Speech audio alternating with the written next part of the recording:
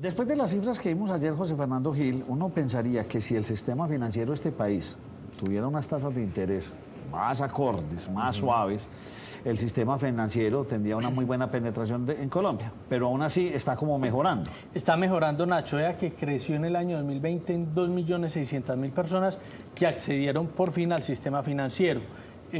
Venimos de 1.400.000 en el año 2019. Prácticamente se creció de 23.500.000 a 26,5 millones de personas, algo así como el 10% de personas que acceden al sistema financiero. ¿A qué productos? ¿Qué es a lo que más accede la gente en el sistema financiero, Nacho? ¿Cree usted? Préstamo. No. ¿Cuál es el producto básico? Cuenta de ahorro. Cuenta de ahorro, es correcto. El 76% de las personas tienen cuenta de ahorro, el 22% tienen tarjeta de crédito, el 18% crédito de consumo y el 6,5% tienen microcrédito, Nacho. Muy bien. Y hablando de esto, porque estos son índices que están creciendo, le traigo un invitado porque vamos a hablar con él de índices de crecimiento de nuestro país. Mi estimado Roberto Rabe, ¿cómo me le va? Un gusto, qué bueno acompañarlos hoy acá. Hace días no venía a visitarlos. ¿Cómo va Libertad? Muy bien, para adelante, sembrando esperanza, que es lo que hay que hacer en este país. Mire, y en estos días lo escuchaba yo a usted en una charla, don José, y Roberto nos decía, los índices de Colombia, por donde usted los mire en los últimos 50 años, si no estoy equivocado en la cifra, ninguno ha desmejorado. Y yo me quedé como así, pues que eso, entonces ¿por qué estamos protestando? ¿O este país iba mal? Entonces ¿por qué somos el país más desigual del mundo? Eso quiere que ese índice, o como diríamos, de desiguales hace 50 años, pues que seguimos progresando. ¿A qué viene esa apreciación, hombre, Roberto? Es una gran pregunta, además la de la desigualdad. Yo creo que lo primero que hay que decir, pues, y además lo reto a ustedes también, a que ustedes me encuentren una cifra en donde nuestro país haya empeorado en los últimos 50 años. Si esta pandemia nos hubiera cogido en el año 94, el acceso al sistema de salud era del 24% de los colombianos. Hoy es de más del 97% de los colombianos que tienen acceso al sistema de salud. Y la Organización Mundial de la Salud dice que nuestro sistema de salud está por encima el de algunos países como Suiza y Suecia, que nosotros tanto admiramos. Pero vayámonos a otro tipo de cifras. Miremos, por ejemplo, las cifras de penetración de Internet. Imaginémonos dónde esta pandemia nos hubiera cogido en el año 95, cuando llegó el Internet a Colombia. Hoy el acceso al sistema de salud, a la penetración de Internet en Colombia, es la más grande de Latinoamérica. Más de 37 millones de colombianos tienen acceso, tienen penetración a Internet. Así es. Pueden mirarlo en los diferentes indicadores de la región latinoamericana. Pero vamos a otros indicadores. Doble vías, doble calzadas pavimentadas. Hace 10 años, menos de 700 kilómetros. Hoy más de 3.000 kilómetros. Y entonces vámonos al indicador del que tanto alegamos y discutimos. Ojo, yo quiero hacer una aclaración acá. Yo no estoy diciendo que el país tenga vacíos y que tenga mucho que mejorar. Entonces vámonos al sistema de educación. Hace 10 años el acceso al sistema de educación universitaria estaba más o menos en 27%. Hoy el 57% de los alumnos en Colombia tienen acceso a una universidad.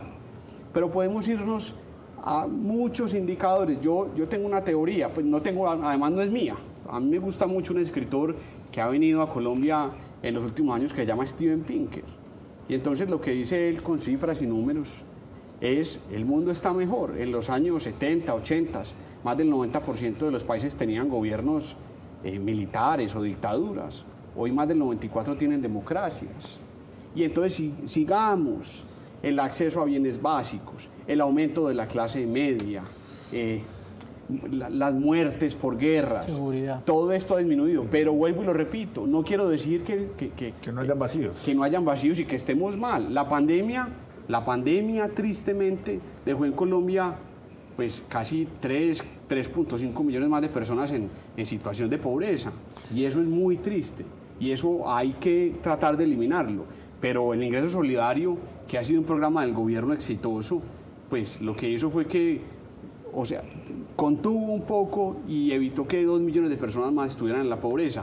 Pero bueno, yo creo que el debate es para darlo. Yo digo que nos han venido sembrando una desesperanza de manera estructurada, y cuando a uno le quitan la esperanza, le quitan muchas cosas. Y vuelvo y les digo, yo no olvido, a mí no se me olvida que Colombia es un país que tiene muchos vacíos y un país en donde hay 3 3.5, 3.9 millones más de personas, de colombianos, de amigos, de familiares en situaciones difíciles de pobreza. Abro el debate y qué bueno hablar de la desigualdad porque hay mucho para decir de la desigualdad, inclusive citando a premios Nobel, pues que yo considero que ponen el debate en donde no es. Entonces, ¿con qué intereses nos están vendiendo la idea de que cada día estamos peor? Jean-François Revel lo dice en uno de sus libros y él dice, pues primero es de esa dicotomía y esa polarización ganan esos partidos que siembran odio de izquierda, pero yo hago una diferencia, pues porque para mí la izquierda no está mal. Vargas Llosa y Plinio Apuleyo en ese libro tan hermoso del Manual del Perfecto Idiota dice que hay dos tipos de izquierda, la izquierda vegetariana y la izquierda carnívora. Inclusive a mí me encanta leer poetas y leo a Eduardo Galeano y creo que las utopías hay que perseguirlas y creo que esa gente que sueña y que idealiza tantas cosas es muy importante. Entonces dice Vargas Llosa y Plinio Apuleyo, dice, dos tipos de izquierda, la izquierda vegetariana, que es la izquierda, pues que entre comillas están los países escandinavos, que es una izquierda que respeta la democracia, que respeta las libertades, que respeta la propiedad privada, que respeta la trascendencia de los emprendimientos y las empresas. Tiene libre consumo también. Así es. Y la izquierda carnívora, que es la izquierda pues que vivimos en Latinoamérica, que es una izquierda antidemocrática, que se traduce en guerrillas, que se traduce que no quiere las libertades, que odia a las empresas. Inclusive les cuento algo que ahorita me pasó. Estaba estudiando para Libertank el tema de Nueva Zelanda. Porque Nueva Zelanda es un país que después de la Segunda Guerra Mundial tuvo casi 30 años en donde no creció económicamente y porque ahora es el país que todos envidiamos. Y este país lo cambió un primer ministro que, entre comillas, Roger, que era de una tendencia de izquierda, de un partido de izquierda, entre comillas. Y él llegó y dijo, vea, aquí hay algo que se está haciendo mal, aquí hay algo que se está haciendo mal. Cogió, por ejemplo, el Ministerio de Transporte, que tenía 5.900 empleados, y lo dejó en 53 empleados. Bajó los impuestos, el impuesto de renta corporativa para las empresas, de casi el 48% a menos del 30%. Inmediatamente el recaudo aumentó en un 20%. Entonces, vuelvo y lo repito, a mí tampoco me gusta encasillar la gente, usted de izquierda, usted de derecha, usted qué es, porque tampoco estoy de acuerdo y creo que eso hace mucho daño en el país. Yo creo que uno puede tomar muchas ideas, lo que uno tiene que respetar las libertades, y tenemos que ser muy conscientes que en Colombia y en el mundo entero los países han salido adelante a punta de empresa privada. Sí. Y se nos olvidó en Colombia también que todos creemos que el empresario es un gordo barrigón que está tomando whisky en un club. Más del 91% de las empresas en Colombia son microempresas, pequeñas empresas y medianas empresas. El señor que tiene una ferretería en Villatina, en Aranjuez, en Moravia, en Kennedy, el que tiene una peluquería, el que tiene una tienda. ¿Qué tan importantes los empresarios de barrio, las tiendas de barrio para los barrios y para las comunas en Medellín? Y vuelvo y lo repito, entonces vamos a la discusión de desigualdad. Aquí nos han metido en la cabeza que hay gente pobre porque hay unos que son muy ricos. Si uno mira y analiza lo que pasa en el mundo, la riqueza, a diferencia de lo que piensan y dicen, no es una torta que hay que partirla por partes iguales y que a usted le toca y que a mí me toca. Si uno ve el PIB del mundo hace 100 años era muy diferente. El PIB del mundo ha incrementado de una manera acelerada. La riqueza tiene una limitación, el ingenio humano.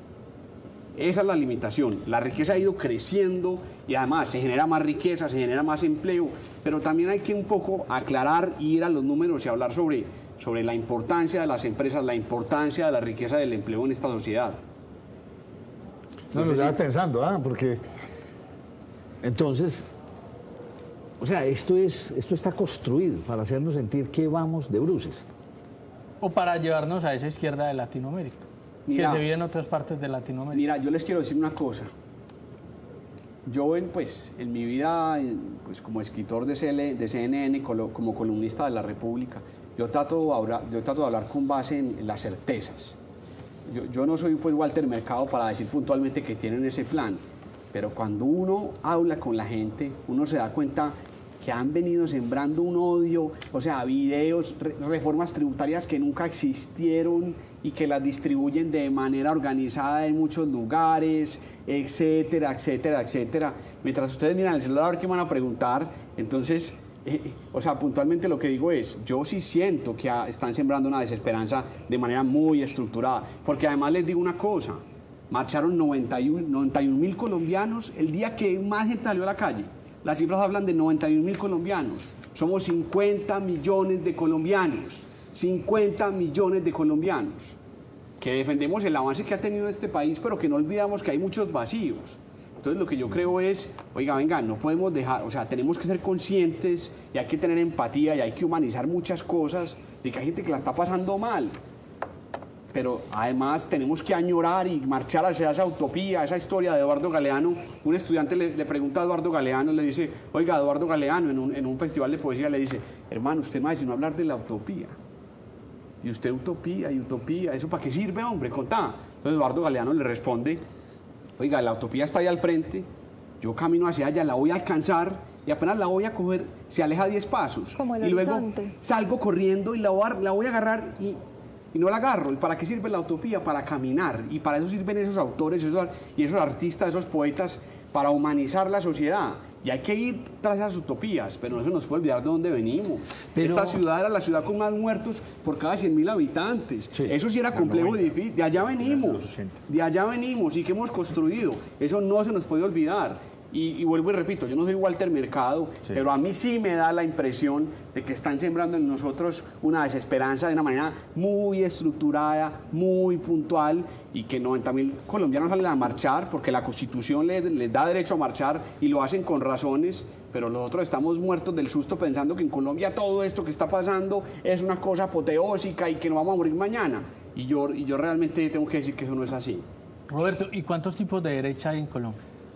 Pues hombre, no podría hacer esa descripción porque yo creo que en Colombia, como decía Hayek, a los socialistas de todos los partidos.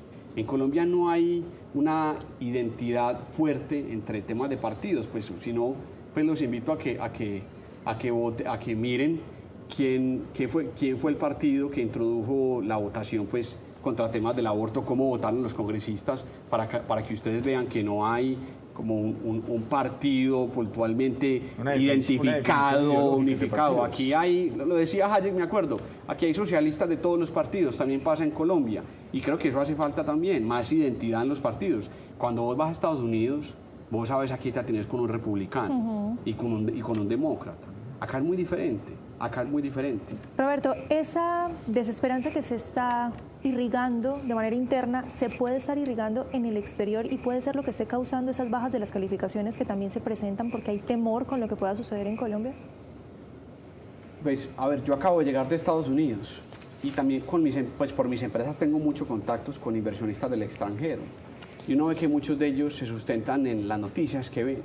En las noticias, en los bombos, en las noticias. Y además estando acá una invitación a que tratemos de presentar pues las cosas de la mejor manera, de la manera más objetiva. Es que vuelvo y yo allá les explico, marcharon 91.000 colombianos, marcharon 91.000, somos 50 millones de colombianos. Entonces yo creo, obviamente, que toda esa estructura además, porque lo hacen de una manera muy organizada, porque mientras acá estaban marchando habían unos congresistas de un partido puntual en Estados Unidos contando una parte de la historia nada más, y poniendo ante los organismos internacionales en Estados diferentes. Unidos. Así es. No en Venezuela ni en Cuba. Entonces yo puntualmente creo que eso sí tiene que ver y que lastimosamente hay muchas personas en el exterior que se nutren de las noticias y que no ven y no vienen ni ven la realidad. Y lo mismo pasaba con Pablo Escobar. La gente, uno sale y la gente todavía cree que existe en algunos lugares Pablo Escobar, y Pablo Escobar hace cuánto falleció y hace cuánto cambió este país. Pero las noticias tal vez tienen ese carácter de se quedan ahí en el tiempo, se quedan en el tiempo. Y también la gente no va más allá, no investiga. Yo invito a mucha gente, oiga, venga, ¿usted por qué me está hablando de esto? Usted me está hablando de la reforma a la salud. Y yo le digo, venga, ¿cuál reforma a la salud? Era un proyecto de ley de reforma a la salud. Le faltaban unos cuantos debates. ¿Usted sabe cuántos debates tiene una ley? Le digo, pregunto a la gente en la calle. No, yo no tengo ni idea. Inclusive a mí me pasó. Mi papá me envía un video de unos militares de otra parte del mundo y yo lo replico. Pues lo replico no, se lo envío a un amigo que tiene que ver con las fuerzas militares. Y dice, hombre, esas fuerzas militares son de Brasil, está equivocado. Entonces, en medio de ese exceso de información, es muy difícil tener criterio, y eso es lo que tenemos que sembrar en la gente, criterio, y como decía Nicanor en uno de sus libros también, hombre, el derecho a la esperanza. Aquí tenemos todo un país sin esperanza, Y a mí me da tristeza por algo, y me disculpan, pues que aquí me invitaron a hablar y yo aprovecho y hablo. Claro. Estamos sembrando desesperanza en la generación con más suicidios en la historia de la humanidad. Mi generación, y a mí eso me duele. La Organización Mundial de la Salud dice que cada 40 segundos se suicida un joven. Y nosotros sembrando y sembrando desesperanza y nos vamos a morir y mañana y demás. Es cierto que hay muchos vacíos, es cierto que hay muchas cosas por solucionar, pero también es cierto que este es un mundo mejor en el que vivimos. Y yo invito mucho a eso, sembremos desde acá esperanza. Y otro tema muy salido pues, por estos días es que el capitalismo fracasó, que el capitalismo no cumplió, que el capitalismo, primero, yo lo que les tengo que decir es que el capitalismo es un sistema muy joven. Y es el sistema en la historia de la humanidad que ha sacado más personas de la pobreza. Y lo segundo es que yo creo que el capitalismo o es consciente o no es capitalismo. Los empresarios tenemos que ser más humanos, tenemos que ser más cercanos. Esa relación por allá vertical, en donde por allá estaba el dueño, eso ya se acabó. Hay que humanizar la humanidad, yo lo digo mucho. Es importante porque la gente sufre muchas cosas, a la gente le duelen muchas cosas, aunque tenga trabajo y aunque... Yo creo que esta es una humanidad con la que hay que meterse más, con la que hay que hablar más. Y no sé, yo tengo mucho esa visión del Quijote sobre la humanización pues, de la humanidad. Si me permiten más adelante les recito el Quijote, pero estoy atento a las preguntas de ustedes. Ya no nos contestó todas, ¿no? Es meternos en un túnel oscuro. ¿En qué sentido? Si Petro gana. O es quedar en más de lo mismo, ninguna oferta nueva si gana la derecha, digamos, representada por el centro democrático. Mira, en términos puntuales, yo creo que Petro, a mí me gusta como ha sido Petro. Petro es un tipo que va de frente. Petro es un tipo que no dice, que no anda con mentiritas. Él ha dicho, yo voy contra las empresas privadas, él sigue usando ese lenguaje que usaba Marx por allá, terratenientes y demás. Todos sabemos acá tenernos con Petro porque él ha sido sincero. Y eso se lo admiro, la sinceridad y la frontalidad. Y lo que le espera al país con un señor como estos es, pues primero se arranca a eliminar las pobrezas, a eliminar las empresas. Vuelvo y les digo, en Colombia con la pandemia se acabaron más de 500.000 empresas. El 81% del recaudo directo que recoge el gobierno está sobre los hombros de las empresas, 81%. Y se fueron 500.000 empresas.